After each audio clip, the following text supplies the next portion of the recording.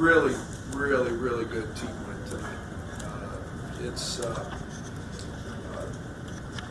This is a good Nebraska team. This is a game when the schedule came out I've been concerned with for a long time. They did exactly what I feared they were going to do. They've been really struggling shooting the basketball, and they make their first four in the first media timeout. And Fred's got these guys playing hard. They're playing together. They're unselfish. I thought Derek Walker's defense was outstanding. I think he's one of the best interior defenders, in the league. He went right at Kofi early. Obviously a huge night with, on the offensive end for him being 7 of 11. But, more importantly, when I think back at this game, I'm going to remember Coleman Hawkins' huge offensive rebound where I think he got 2 or 3 right there in a real critical time. And then I'm going to remember maybe the coming out party for Omar Payne.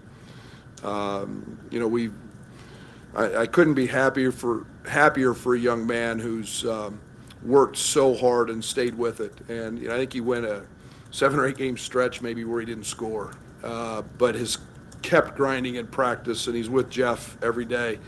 And to step up and impact the game like he did was huge. In a night that I literally kept the best player in the country on the bench the last 4 minutes, and he was that good. And Trent Frazier, I don't know. I keep running out of superlatives, adjectives. He does what Trent does. 29 points, 38 minutes, 1 turnover, and then does it on the other end, guarding his tail off. And we all knew that Alonzo Verge's a talented kid, and he makes everybody better. But I thought Trent's work on him was tremendous, and then obviously the big shots, the big free throws. We've seen that so often from Trent. So all in all, a great team win. I thought also that Luke Goody, Brandon Pajemski in the first half came in and really gave us a spark in a night where Plummer was a little off, and to be honest, Kofi wasn't his best, but I want to give them a lot of credit for that. Brad, what do you think led to this slow start? Maybe their energy. I think they hit us with a blitz in transition. I thought that we got a couple of good looks, but again, they've got the 3rd fastest time of possession in the country, and they got going in transition. We took a couple bad shots, missed a couple, and they just got a couple looks in transition. But you expect that from teams at home. What's your approach been as a staff to keep Omar on the right path? These big things were tough for him the first 2 months. Yeah, a lot of conversations, and it takes a special character, a type of character, and he has that. I mean, he has just bought in so much with Fletch in the weight room with Jeff. He's constantly up there watching film, diving in, and Jeff about knocked me out, with one of his punches because he was so excited, and it's rewarding for Jeff to see that young man keep working and then have some success on the court, and it translated tonight. You discussed after the Maryland game how sort of a foundational piece of what this team is finding a way to win when the shots aren't falling. Is that just another maybe example where things weren't maybe going as planned, but come out with a W? Yeah, I mean, we held them to 2 threes after the first 4 minutes, and they were 4 for 4 and ended up, so they were 2 for 8. I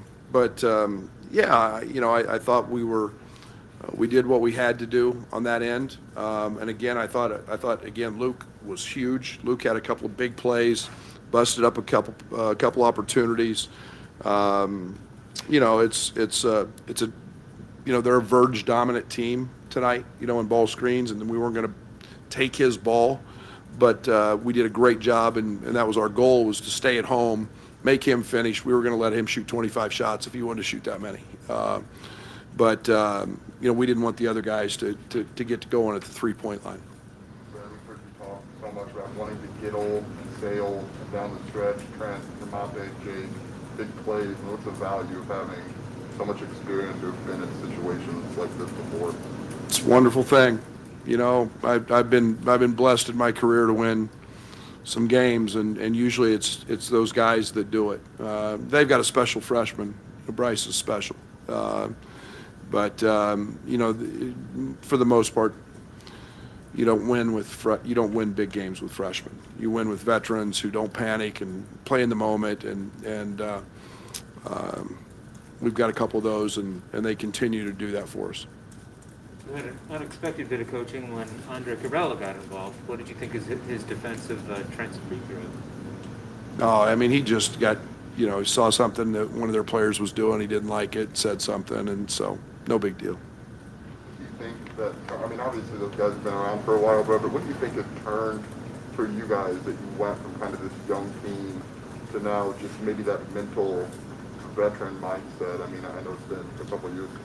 Yeah, it's everything you strive for in building a culture. You know, we've had Trent Frazier and DeMonte Williams since they were freshmen.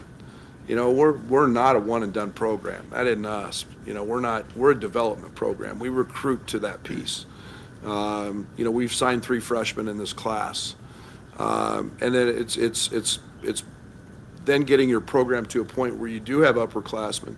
You know, I tell our freshmen all the time how blessed they are to be around those veterans and that they can learn from, and that keeps your culture building and running and do everything that they do, because those guys are everything that we want to be about. And throw Kofi in there now as a third-year guy, and that's to me, that's what building a program is about. It's why, you know, can't stand the portal. It is what it is, but you know, it's one thing we're going to try to keep avoiding here is at Illinois is we're going to keep recruiting freshmen and developing them along the way. As far as a team strategy for defending Kobe in the middle, where does this game rank with the rest of the season? Derek Walker's really good, and he's strong. He's an upperclassman. He does a great job of playing angles, and I say that. And Kofi got some good looks. Kofi just had a tough night where the ball didn't go down as often as it does. But you know, Kofi's going to have one of those. It doesn't matter where you shoot him from, 4 feet or 19. Sometimes the ball just doesn't go in. But Derek Walker was really good tonight. You guys didn't have any bench points at halftime. You end up with 12 with Hawkins and Payne. I know there's more than just scoring, but how much of a punch do you need maybe off the bench for scoring purposes? Yeah, you know, that's, you know me, that's something I always strive for, is finding that those bonus pieces off the bench that add, that don't subtract. And obviously, you know, Omar's plus 17 tonight. That's huge. And I look at plus minus more than I do, you know, points or rebounding or rebounds. But, you know, Luke gave us great minutes. You know, Coleman plus 14. That's where you win the game. That's where you win the game with those guys. And tonight they were huge in their contributions. How tired did you feel Kofi was? Sorry. How tired did you feel Kofi was, and how did you see him strain, so to speak, to fight through that, even when he wasn't? You know, it's really hard to do what we asked Kofi to do. I mean, because we were riding his shoulders pretty good. You know, we were running a lot of actions to him. Derek's really strong. He probably got a little bit of a dose of what people feel like when they have to guard him, because for the most part he just wears people out. But you know, I stayed with him a little longer in the second half. I usually try to get him out around the first media, and I stayed with him through that second media. But you know, I've got to do a better job of monitoring that. Now, Omar gives me a lot of confidence to not be afraid to do that. Okay, we'll have to the right. Thanks, you. Fred, Omar.